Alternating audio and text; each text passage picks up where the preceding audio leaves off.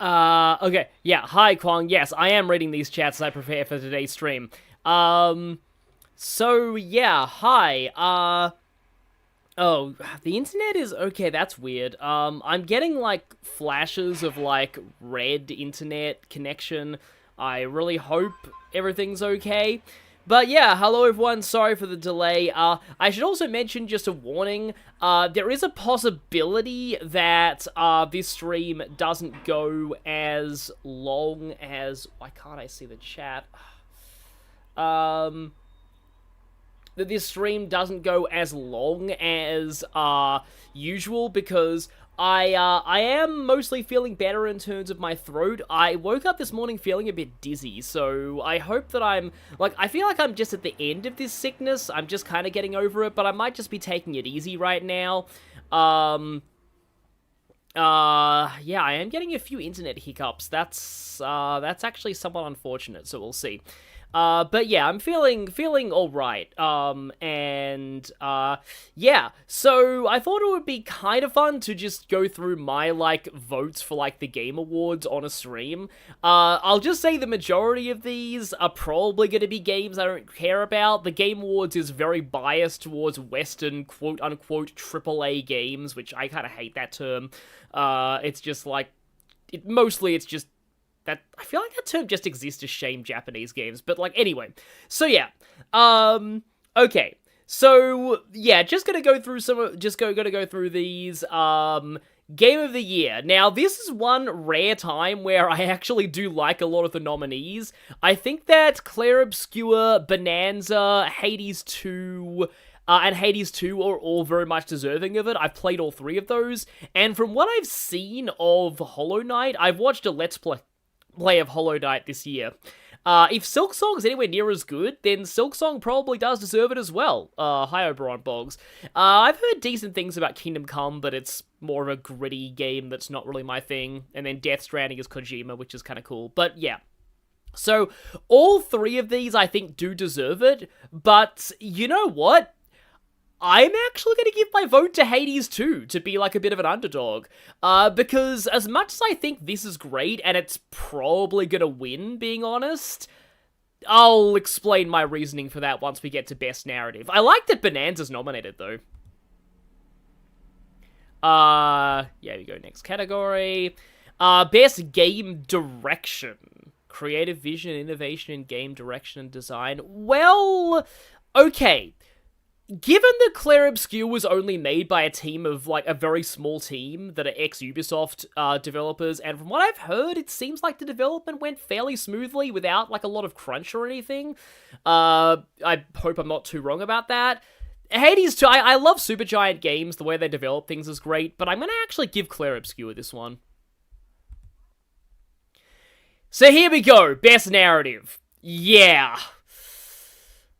This is where I can't give Clair Obscur my Game of the Year, because I love most of this narrative. The ending completely ruined it for me. I do not like the ending. I've seen that the ending is, like, incredibly controversial online, and I am in the camp that severely dislikes the ending. I think it ruins a lot of the themes they were going for in the first. Well, not so much ruins it, more that it just introduces new themes that weren't really congruent with what was happening in Acts 1 and 2. Acts 1 and 2 set you up for an entirely different story, and then Act 3 comes in and is like, oh, actually, no, the story was about this other thing, and if you cared about anything in Acts 1 and 2, too bad, because they're not important anymore. So that's my main issue. Because of this, I haven't actually played Silent Hill F, but I do trust Ryukishi, and from what I've heard, like, what I've read about the plot summaries, it actually does sound very good. And I'm glad that Silent Hill is actually doing great psychological stories again. So yeah, gotta go for this one.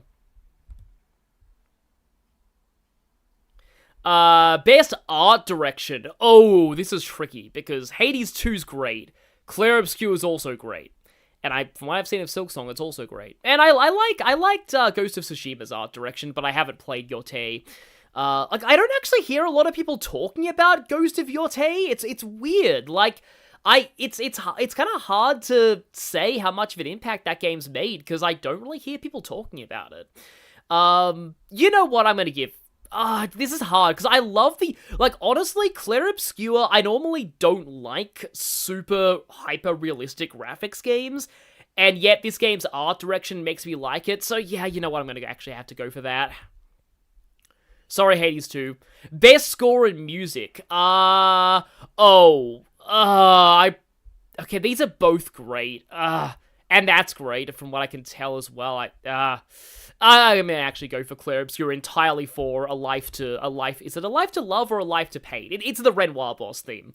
Best audio design? I'm just gonna vote Yote even though I've never played it, because I don't want to give, like, too much to Clair Obscur. My reaction to this is, Troy Baker was in a major game this year? Yeah, I literally have not followed Troy Baker at all since Kanji, I think. Oh yeah, I have heard good things about that. Oh, Jennifer English is Mael. That's actually really good. Oh yeah, Erika Ishii's in Ghost of Yotei. That's cool. Charlie...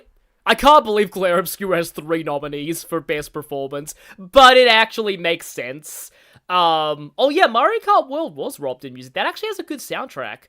But anyway, yeah. I actually do think it's a little justified that Clair Obscur has 3 nominees. The characters that all 3 of these people play are all very important and very big emotive roles. I am actually super tempted to vote for her, though, even though I haven't played Silent Hill F, just for underdog points and the fact that it's, an actual Japanese person who's getting recognition at the Game Awards, which is rare. I mean, I think Erika Ishii is American-Japanese, but like, I'm actually super tempted, like, honestly. Even though I do think Mael and spoiler character that Ben Starr plays are all good. This is super hard. I am actually going to give it to you.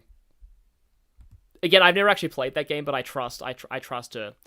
Innovation and accessibility, I cannot believe that Clair Obscur isn't on this. It has multiple colorblind settings.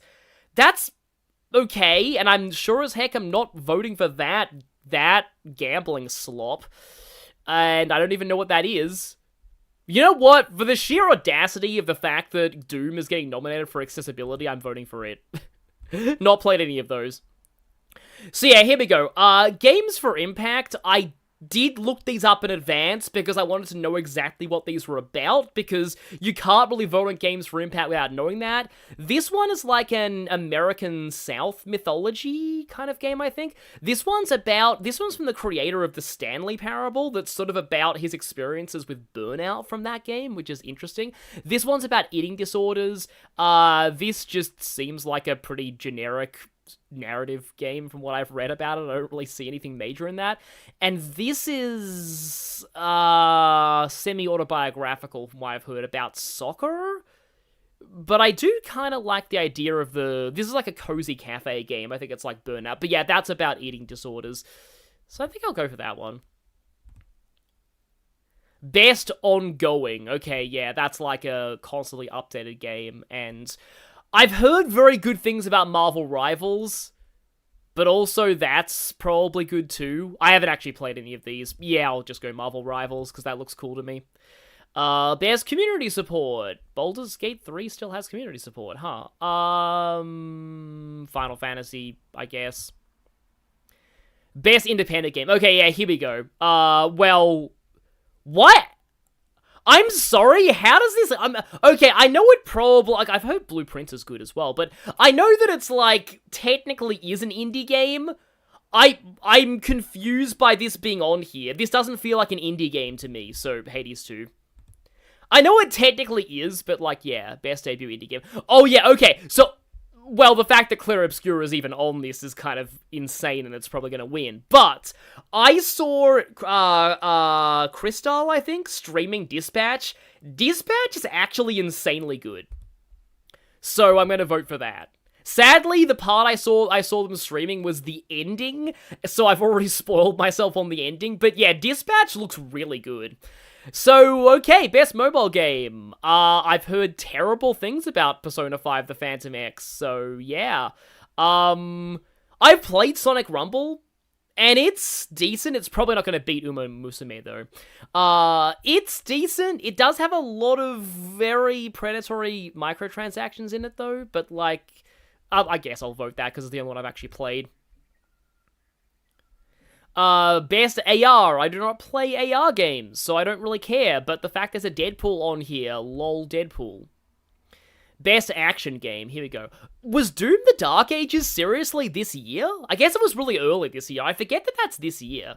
I've seen some streams of Shinobi, and it looks pretty cool. But, like, I mean, I have to go Hades 2, because it's the one I've actually played, and it's amazing. I haven't actually played it after the early access, though. But anyway, best action adventure, well, I guess Silksong. I haven't played any of those. Best RPG. Well, Claire Obscura is the only RPG on this list that I've actually played, so obviously it gets my vote. Why is The Outer Worlds an RPG? I didn't know that was an RPG. Best fighting game, I've seen a few streams of Fatal Fury, and it does look pretty cool. Oh, here we go, Best Family. AKA the award that all of the Japanese family-friendly games get because they don't get nominated for anything else because it's the Game Awards. Here's the thing. I really want to vote Crossworlds, but also Bonanza is there, and that's also really good.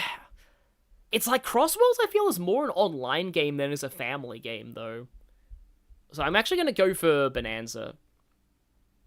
Best sim/strategy. Oh, of course, I have to go for this. I really want to play this. One day, when I get through more of my backlog, I will play Final Fantasy Tactics Ivalice Chronicles. Here we go. Best sport/racing. Oh, I wonder what I'm going to vote for the Crossworlds. Next. Best multiplayer. Okay. Now, I am going to rant here. How in the actual frick is Crossworlds not on this? How is Crossworlds not nominated for Best Multiplayer? Like, what the actual crap? Like, seriously, what? That makes zero sense. Did they not know that it had couch multiplayer? Did they only think it had online? Even online, you can play with friends. Also, this is AI, so don't vote for it. I've seen a lot of streamers have fun with Peak, so I guess I have to vote this by proxy, but, like, how? But anyway, how? Why is this even a nomination here? Why is this even a nomination? Anyway. So, here's the other point where a lot of people are ranting. I'm gonna give them the benefit of the doubt and say that Sonic 3 was last year, and not 2025. Because if Sonic 3 was on the nominations for this, like if Sonic 3 was available as an option and it was not nominated, I question the sanity of the voters for the Game Awards, because Sonic 3 is by far one of the best movie games of all time, and I'm gonna give them the benefit of the doubt and say that it was too early. That it was in 2020, it counts as a 2024 movie, not a 2025 movie. Because otherwise, the fact that there's no Sonic 3, and the fact that this, an adaptation that from what I've heard, just utterly spits on the source material, like, I can't even. Like, yeah, so, of these, I didn't even know Until Dawn had an adaptation, but of these, I'm gonna say Last of Us Season 2. Okay, yeah, I was dreading this one. The answer to my thing of this is I don't care about any of these games. They're all just generic Western action games to me. And of course, Grand Theft Auto 6, there's no way that's not gonna win. Marvel's Wolverine has an Australian in it, though. I love their, like, we made sure to choose the right voice for Wolverine, and it was an Australian, because Hugh Jackman has just made Wolverine Australian forever. I love that. And this one is also a little weird to me because, like, I don't watch any of these people, and Chugga Conroy is by far my pick for this. His content has been so good. Like, seriously, Chugga is, like, this year is one of the best years he's ever had, I think. Kingdom Hearts was amazing. Zelda, Twilight Princess was really good. It was, like, better than I expected. But seriously, Chugga's Kingdom Hearts was incredible. Oh, right, Resident Evil. It looks Western. It's, like, big graphics, whatever. This, Moist Critical is the only person on this list I've actually heard of. Even then, I watched his stream once, and I watched a stream highlights of him doing Sonic Frontiers. He did not emote to anything. He was doing the Giganto fight, and he was just talking about irrelevant stuff and just talking to chat. He did not even care about the Giganto fight in any way. Like, why? So, I'm just gonna vote you for some reason. I don't even know who you are, but anyway. Best esports game. Again! Why is Crossworlds not here? I didn't even know Valorant was multiplayer. Why is Crossworlds not here? So, why? Anyway, I guess League of Legends. I don't know who any of these people are, so I'm just going to close my eyes and pick one of them at random. I don't know who any of these people are, so I'm just going to close my eyes and pick one of them at random. And,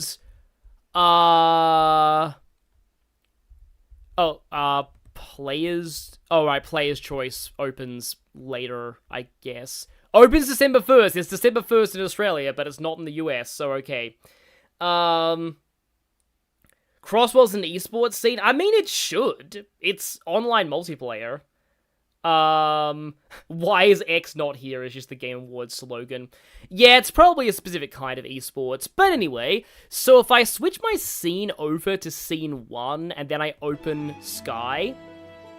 Oh, I was gonna say, tell me if you guys, can see this, and I'm like, oh, I'm watching the stream on my phone. I can see if this switches over successfully.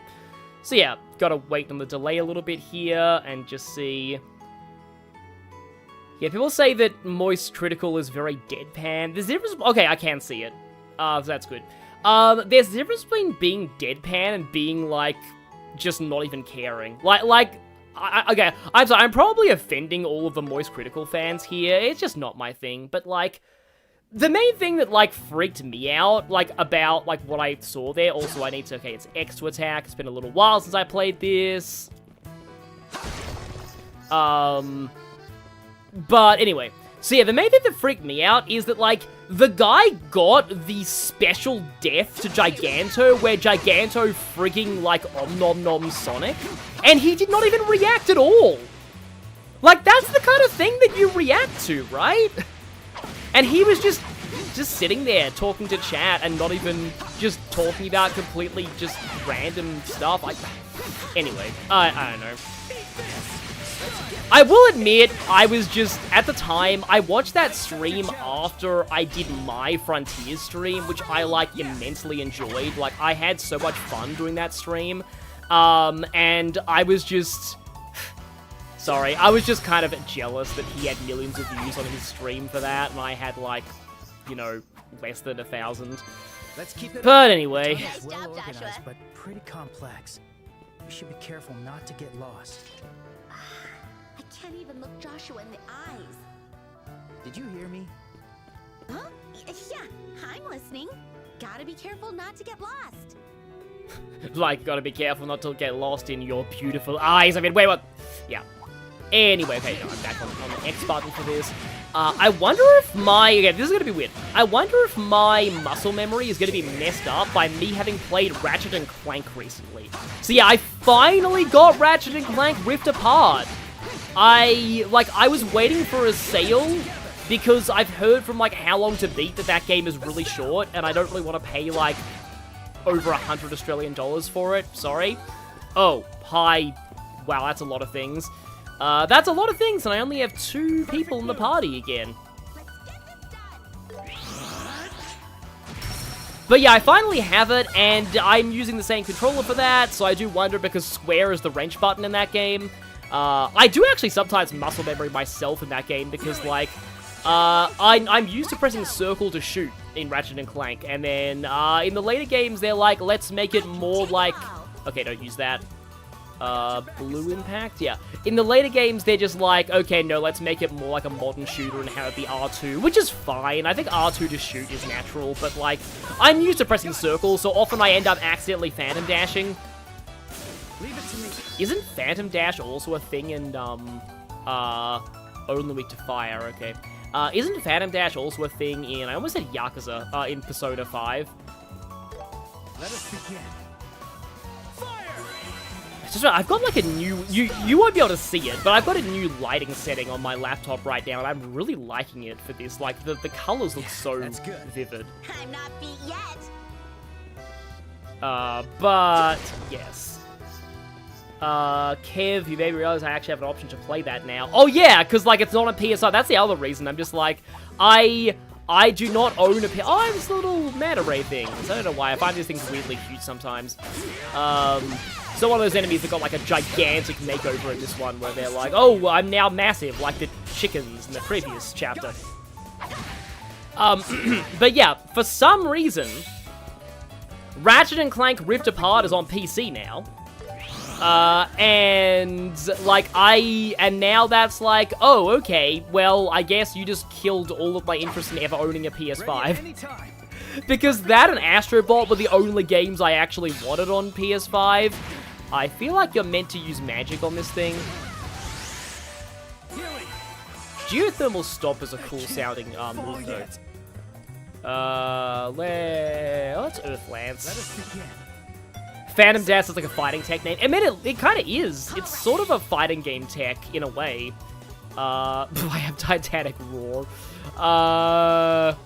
Nah, let's just do Stone Impact. Don't want to delay my turn too much. I'm still delaying my turn slightly, though. Let us begin. I suppose it would throw a wrench in my muscle memory. Don't you mean a hammer, because you also have Rivet, who uses a hammer rather than a wrench?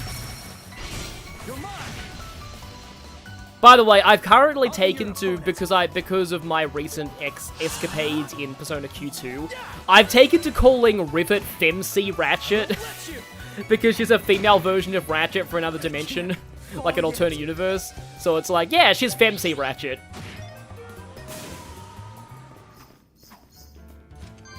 Let's keep it up. According to AO3, the Rivet and Ratchet ship is insanely popular at this point. It's like the most popular ship for Ratchet there, and like, I'm like, what about Angela? I don't know why, I was always a Ratchet and Angela guy. Even though, like, I really, like, by all rights, I shouldn't like Angela, given that she hits a lot of tropes that I personally don't like in a lot of media. But like, I don't know, I guess she was the first, like, I kind of hate that they change Ratchet's love interest in every game, though. Like, I just feel like... Well, I mean, you know how I feel about them sticking to one canon pairing, because, you know... I prefer Estelle and Joshua over any of the Reen harems, or the Lloyd harem, in Trails. Sorry, I'm tangenting about a whole bunch of things at once, but, like, yeah, I actually like Sasha as well at one point. Having replayed Ratchet & Clank 3, I don't like Sasha nearly as much, because I actually do think she doesn't really do anything. Like, she's hyped up as being a really competent commander, and she actually doesn't really do much in the whole game. But that's not her fault. The entire Q-Force is terrible there. But they're meant to be, because they're Captain Clock's elite unit, so of course they're all idiots. And Big Al's fine. Welcome to the Trails in the Sky stream, where I talk about Ratchet & Clank. After I was, you know, knocking Moist Critical for talking about irrelevant stuff. But, you know, you come to these streams for my tangents. But anyway, yeah. What was I saying? Yeah, so Q-Force, them being terrible, blah, blah. But, like, I don't know what it was about Angela and Ratchet & Clank 2 that I just liked shipping her with Ratchet. I just thought that was the one that always stuck out to me, mostly because there are a lot of complicated lore implications with Angela in the later games, because she's also a Lombax, and, like, they're supposed to be banished to another dimension, and why is she still, like, you know, why is she not banished? Like, how did she survive? And yet, they don't want to bring her back, so it's like, okay then. They brought back Sasha in the comics, of all things. But, and like, they vaguely allude to Angela in, like, radio broadcasts in some of the Ratchet & Clank games. Like, there was in A Crack in Time. They're like, oh yeah, by the way, Talon's dad met up with Angela and, like, escaped or something from Emperor Tachyon. And it's like, that would have been cool. I wish I could have seen that. Also, flying crab, lol. Wow, literally a crab with wings. A forced fight like this in the middle of a dungeon usually implies new gameplay mechanic tutorial. Here we go. Full burst. Oh, it's not. It's full burst, not full boost. Full burst! Don't hold back, Van! I'm terrible at doing the voice. I saw Lenny in the chat earlier, but Lenny would do the voice better. After performing a brave attack, press that to activate full burst consuming, removes all debuffs, ending with... Oh! Oh, I see why they only unlocked Estelle and Joshua's team-up combo now. Speaking of shipping. You can now use combo attack. Press R2 to activate Estelle and Joshua's combo attack.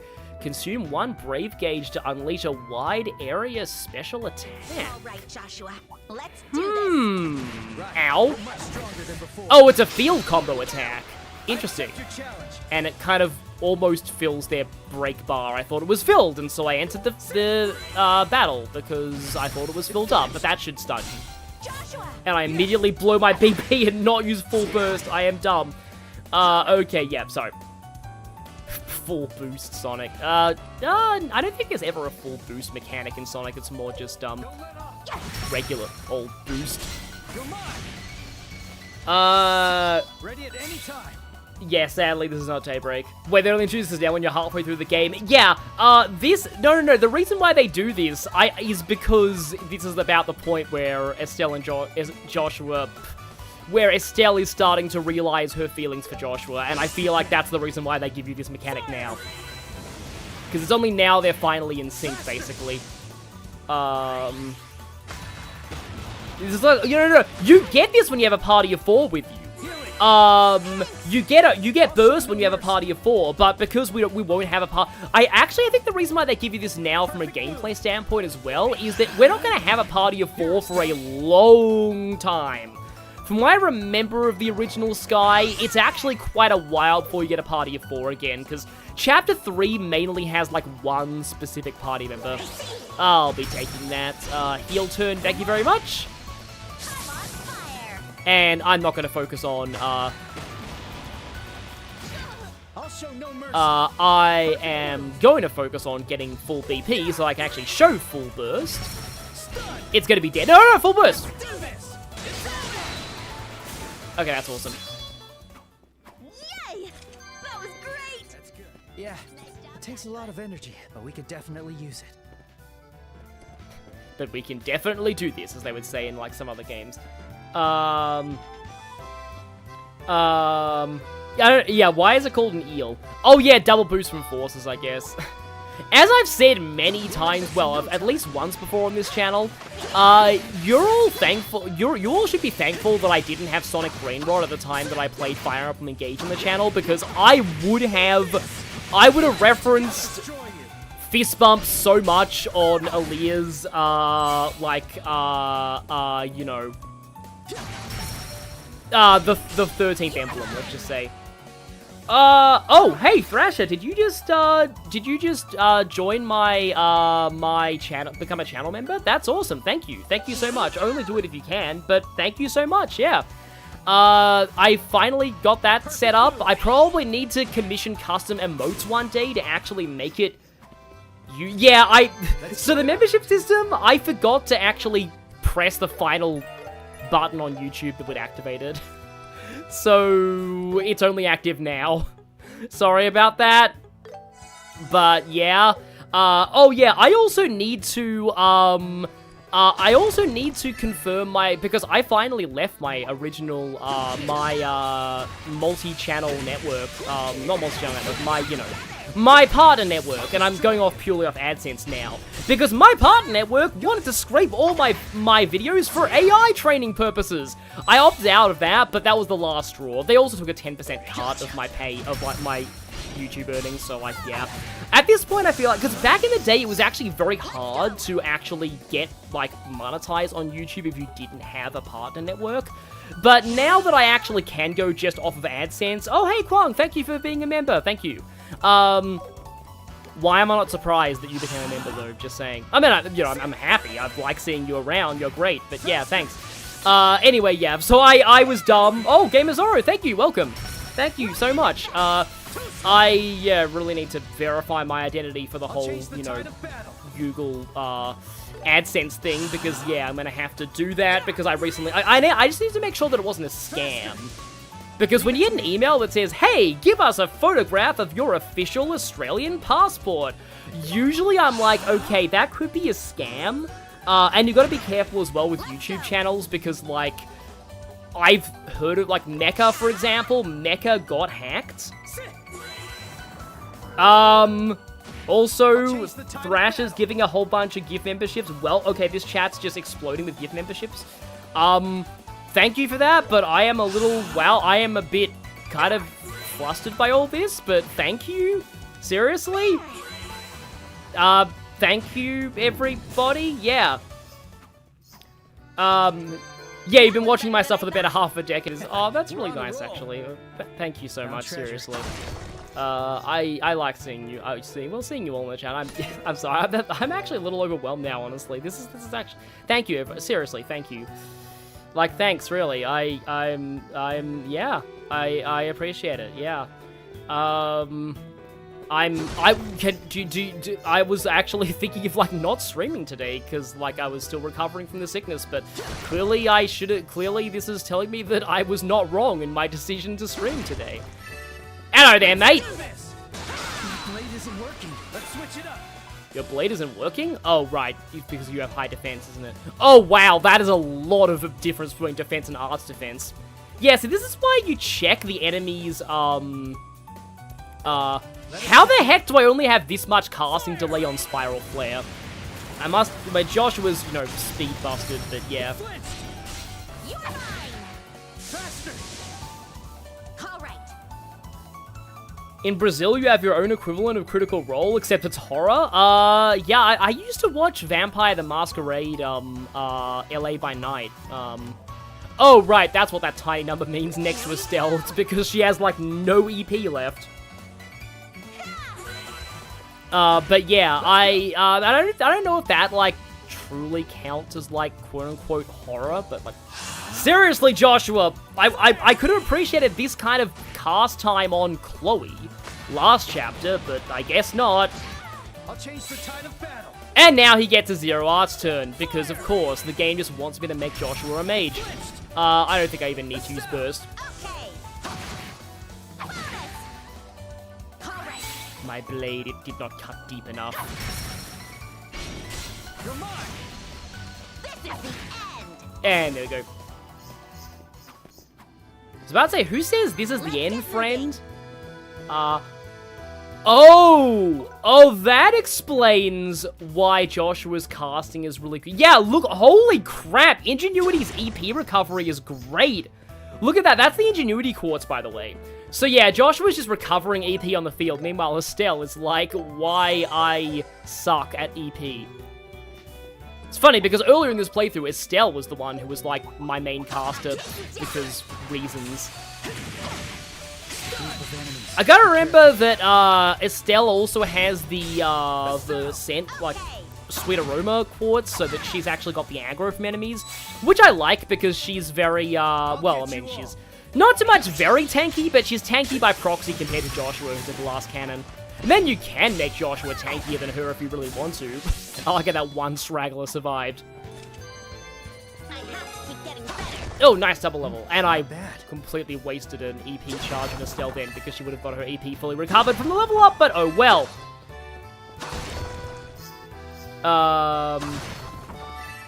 Chapter 3 is where Joshua really needs to be a mage, to be honest. Yeah, true. Oh yeah, of course, because, like, the party members you get in this chapter, let's just say that you don't really get a dedicated mage here at all. Like, basically, nope. Like, yeah. Isn't there a fishing spot here in the second game? I want to say there's a fishing spot here in the second game.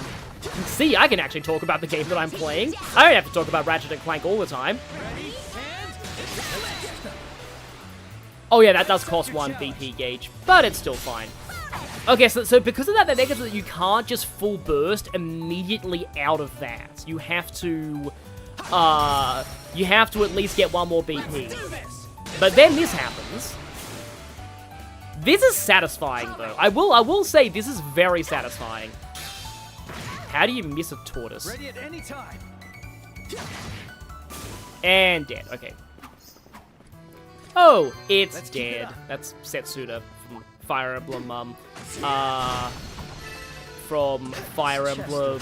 I almost said Engage. I don't know. Fire Emblem Engage just is a fun name to say. It just rolls off the tongue very well, at least to me. Maybe it's the Australian accent, like Fire Emblem. It's like the way that we say Fire Emblem kind of rolls into saying Engage better than like maybe other accents would. But anyway, Fates, Fire Emblem Fates. Yeah, funny that we should mention Fire Emblem Fates because I think Sakura's voice actress is going to be in this chapter. Hopefully I get to her this stream, but we'll see. Because I believe we just barely got to Chloe in the last, in the intro to chapter 2. Yes, we are getting close to Darker, exactly. Oh yeah, if I'm remembering correctly, she actually shows up pretty early into this tunnel. Well, not early into this tunnel, but early into this chapter by proxy because of the tunnel. Anyway, I'm on a little bit of a high from all of those gifts, if you can't tell. This reminds me of Judith missing a sleeping Gyarados with Rock Throw 5 times. Yeah, Rock Throw has really bad. Isn't Rock Throw like 75 accuracy or something? It's pretty bad from what I remember. Like, some of the lowest accuracy in the game. Here we go. Well, of a standard move. I'm so glad they buffed Tackle up to be 100 accuracy.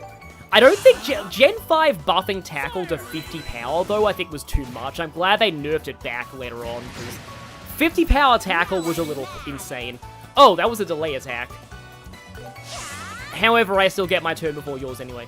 Yeah, it's apparently called a bubble eel. For some reason. I look like a very spiky crab and I have wings, but apparently I'm an eel. Reminds me of that joke from Friends that talks about how some kind of nut like is not technically a nut, actually a seed. I'm not beat yet. Get a crit Ophelia, goddammit Ophelia.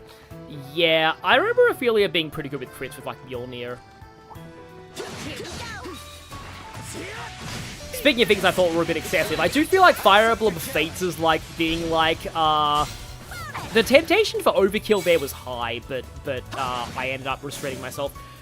Fates being all like, okay, we're gonna give killer weapons infinite durability and high crit rate. We're also gonna make it so they do more damage on critical hits than normal.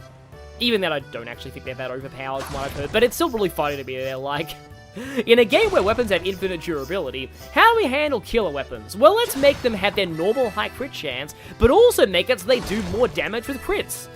But also let's make it so that silver weapons debuff you every time you use them. Because apparently the silver, like, leaks into your veins and poisons you or something like that. I don't know how they even justify how silver weapons work. Oh, I have an R2. That is insanely fun. Wow. I am loving this R2 attack. You know, this actually leads me into, like, a kind of... I have, like, a vague tangent about, like... It was actually earlier today, I was looking up, like, Yakuza and, like, reactions to Yakuza going turn-based, and, like, I'm surprised, well, I mean, I shouldn't really be surprised, but, like, honestly, I can't understand the mentality behind people who are like, let turn-based die already, it's outdated. Like, and people saying that there's no strategy in turn-based combat because, quote-unquote, you have infinite time to look up your move, so you can just Google the best move for that situation. That is an actual argument I saw on Reddit. I'm sorry, but who does that in any turn-based game? Like, really? It's just like, My turn. like, it's just that... I don't know if it's just me and why, like, I just prefer strategy to just mindless button mashing, but, like, it's also funny because, like, I've seen, like, Shin Megami Tensei YouTubers and videos actually say the reverse, say that, like, action-based systems ruin a game's strategy because, like, there was, like, a criticism of Clair Obscur being like, what's the point of needing to plan out things if you can just block any attack on the enemy turn? And I never really thought about it that way, but yeah, that is true. I mean, Mario and Luigi also, like, it's a different skill set, honestly. Like, I actually think that battle systems like Clair Obscur and Mario and Luigi do have purpose, because you're still thinking turn-based strategy on your turn. Meanwhile, on the enemy turn, it's like, okay, I need to learn the enemy's moves and learn how to counter them.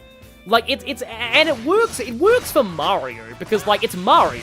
You know, you jump over enemies, you jump on enemies, that's what Mario is. It was kind of the perfect way to translate Mario into an RPG, while still keeping it turn-based. And Clair Obscur I like because it feels like Paper Mario, except hardcore. Or apparently it's like a Souls-like game. People say that Clair Obscur is like a Souls-like game. That sounds really weird. Caldia Limestone Cave, beware of monsters. The Upside Down Rock. If you've made it this far, you're where monsters are. I absolutely love... oh, you only need one VP to use that, not a full meter. That's actually kind of funny. I thought it was... for some reason I thought it was a full meter, but no, that's our full burst, don't hold back van. But yeah, so, oh yeah, no, that's one of my favorite, like, I don't know, I love Pooh's Grand Adventure. It's a Winnie the Pooh movie. It's the only Winnie the Pooh movie I've seen, but, like, it's my favorite one by far. I just love Pooh's Grand Adventure. I quote it all the time. Well, not all the time, but, like, it's a movie that I used to quote as a kid a lot. But my favorite quote from that movie is the Upside Down Rock. I just love how, like... To me, like, that sums up, whenever you enter an area in an RPG where there are enemy encounters, like, that sums that up. If you've made it this far, you're where monsters are. It's like, I love how that movie is, like, how, like, a bunch of kids would treat, like, going on, like, playing in their backyard, but pretending it's, like, a really big, terrifying adventure. Found treasure. Like, if you've made it this far, you're where monsters are. And the sky... oh yeah, no, my other favorite quote from that movie, when Al, like, incorrectly reads Christopher Robin's note. Dear Pooh, worry about me. I am going far away. Like, who would start a note with worry about me? I'm sorry. I don't know why I like that film so much, but, like, it's just one of those childhood nostalgia things. It's a legitimately heartfelt movie, too. Like, that song that Pooh sings, Wherever You Are, like, near the end, that is, like, a legitimately tragic moment. Like, it's pretty good, overall. Like, I also love how, like, wow, now I'm talking about Winnie the Pooh, but, like, how, like, Winnie the Pooh manages to tell stories without, like, ever really... Well, sometimes there are, like, villains occasionally, but, like, usually, like, Heffalumps and Woozles aren't real, and usually it's all a bunch of, like, misunderstandings and just miscommunications that are the conflict in those stories. Like, they almost never have actual villains, and yet they still have plots with, like, conflict. And it makes sense, because, like, it's basically like a kid's slice of life story. It's really not meant to have real, like, threats or villains, but it still manages to actually do some... Anyway. Winnie the Pooh, yeah. And now Joshua has, like, no EP left. I don't suppose the Droplet of Magic will give him more EP, he probably won't, but... Yeah, I am gonna absolutely pump up Joshua's magic, because he's, like, gonna be my main caster for the chapter. Oh, yeah, no, I flipped out so hard when I found out that they referenced Skull Cave in Kingdom Hearts. I was like, yes! They're actually doing Skull! SCHOOL, Skull. Yeah, the conflict of that movie is that Christopher Robin's going to school for the first time and the toys don't understand how to handle it. It's amazing.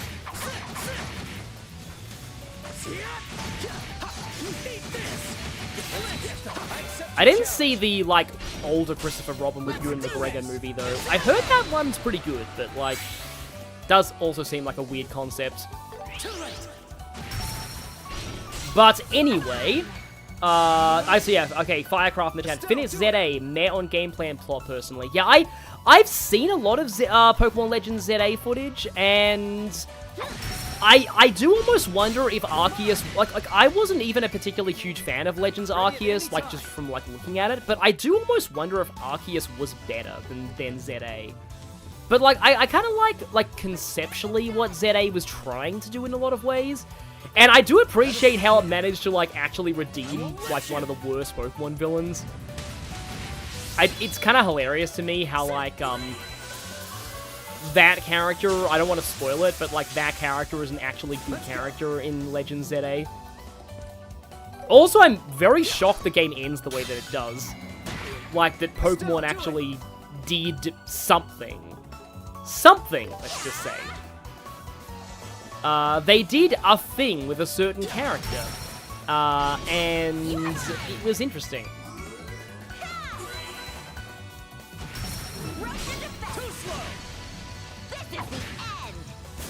Yeah, no, I know about Lumpy, but yeah, because Lumpy appears in Kingdom Hearts, don't they? We're on a roll. I want to say Lumpy's a he. I'm not sure what gender Heffalumps can be, but yeah, I'm pretty sure Lumpy's a he. It's starting to get chilly here. Looks like the limestone cave is up ahead. It might be crawling with some fierce monsters. Maybe we should turn back. You know what's even better than the fact that it's chilly in here? It's Doot Doot Song! The Doot Doot Song is back! Oh, right, the penguins are here. Or as Benedict Cumberbatch would say, they're penguins. Crested penguins. Infant penguin. But... Stay back! Stay back! They're not just any penguins, they're evil penguins! Doesn't, like, one of the penguins fart on you as an attack? I want to say that was the case in, like, one of the games. Now, I probably shouldn't, like, be here, but, like, you know me, I like to explore areas before you're supposed to. It's always cool when an RPG lets you go into an area before you're, quote-unquote, supposed to. I know that one of them uses, like, fish missiles, but I think there is one that, like, I forget. Ready, and Nico B's minions, the picky penguins. I'm surprised I never actually got into watching Nico B, honestly. Oh, they have different weaknesses. That's kind of annoying. Can't just blast them with one AoE spell. But yeah, I'm so glad though that he actually got into Trails and like the Trails content worked for him because Trails content didn't exactly work for me, but I guess it's because, like, you need to, like, I've said this before, like, most people want to watch blind playthroughs of Trails more than they want to watch, like, actually, like, fully researched playthroughs of Trails, but anyway. I'm still having fun here. Ready at any time. Random evil penguin cannot move. Thank you for the super chat, Thrasher, going doot doot with Newt Newt. Yes, I can. Oh, we're 250% weak to Earth is nice. Rival riding. Yeah, does it say much that from what little I've seen of Legends ZA, I still think its rivals are better than X and Y's rivals? X and Y's rivals was so lame. It's just like... Trevor was kind of an interesting concept, but you only battle him, like, twice or something, or even only once. Maybe twice, I think. That was a weird monster. Like, kinda cute, but also super punchable. That's a bit contradictory, but yeah, I get what you mean. Estelle is relatable out of 10 here. And now, we kill penguin babies. I'll destroy you. I am so sorry. They look more like puffins than penguins, actually, with this color scheme. just reminds me of another movie that I watched as a kid, Swan Princess. Probably wouldn't really hold up well on a rewatch, the Swan Princess movies, but like, I like, and yes, I say movies plural because I watched 1, 2, and 3 as a kid. And then I found out way later that they actually made more Swan Princess movies and Yuri Lowenthal actually directed them. Well, I guess whatever gets you a paycheck, but like, yeah.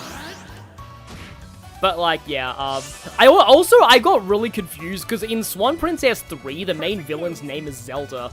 And as a kid, I couldn't understand the concept of somebody named Zelda being a villain because of the Zelda video games. But yeah, those movies were interesting. Rothbard is like intimidating normally, but his villain song is very strange. Not the kind of villain song you'd expect from a guy like him. And then the second villain has like a actually kind of awesome like 50s rock villain song. Even though he's kind of a really lame villain who's just kind of weirdly justified, he's like, oh, by the way, Rothbard had a sorcerer partner who now wants to do stuff with like the... I'm surprised how weirdly consistent they were with the lore of the forbidden arts in those movies. Was it the power to create, the power to change, and the power to destroy? And then the villain of the third... Yep, there's the fart attack. Of course, they... Yep, I'm sad that I wasn't wrong that that attack existed. But anyway, also, we're actually kind of doing badly right now. I guess... Aerostorm. I'm gonna pull back a bit here. Here we go.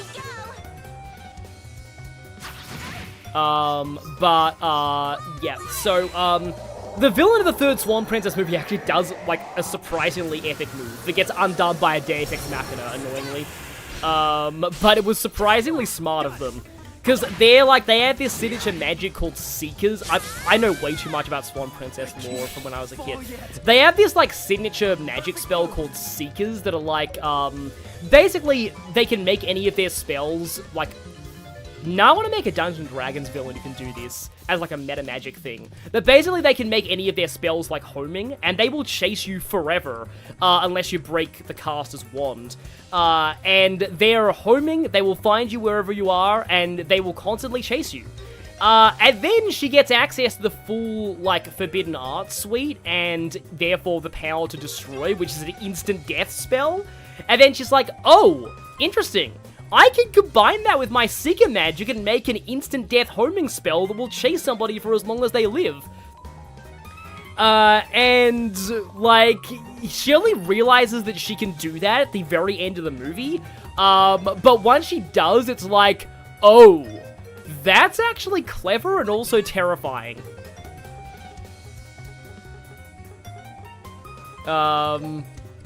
Like, yeah, that's my thing. You know what? I'm just gonna air break. Because why not? I have my CP, I might as well use it. Oh, and I leveled up after that fight anyway, so... I didn't know you could do that when there were no enemies around. That's really funny. My guess is, like Cold Steel, you don't consume any... Yeah, you don't consume it if it doesn't hit. That's good. Yes, I know that I technically aren't supposed to be here yet, but it's fun. How did the villain lose that magic? Deus Ex Machina, because burning the dark magic spell notes ends up undoing the death. Which is, again, Deus Ex Machina and kind of dumb. And the fact that, if you break her wand, it actually gets rid of the spell. But they break the wand a little bit too late, and then they have to rely on a Deus Ex Machina. I actually forget how that villain even dies. Does she... I need to look up that movie and find out what actually happens to her. Maybe she just explodes when the wand breaks or something. I don't know.